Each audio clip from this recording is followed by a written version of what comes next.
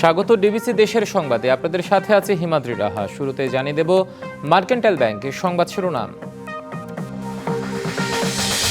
আকাশপথে ভারতকে এড়িয়ে চট্টগ্রাম থেকে কার্গো ফ্লাইট চালুর উদ্যোগ, প্রস্তুত অবকাঠামো, শুরু হতে পারে কয়েক মাসের মধ্যেই।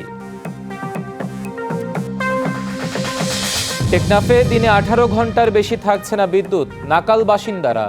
সরবরাহ কেন্দ্র ছাড়া নিরবচ্ছিন্ন বিদ্যুৎ সম্ভব নয় বলছে কর্তৃপক্ষ।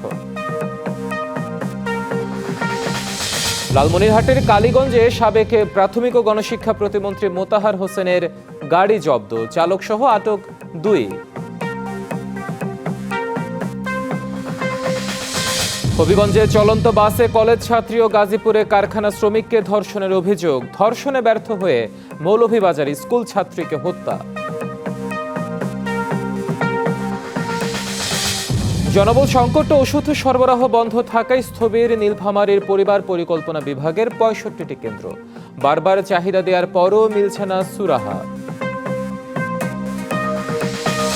এবং নওগাঁয় এবার অর্ধেকে নেমেছে আমের দাম, 52 কেজিতে মন ধরে বিক্রি, নজরদারির অভাবে গড়ে উঠেছে সিন্ডিকেট।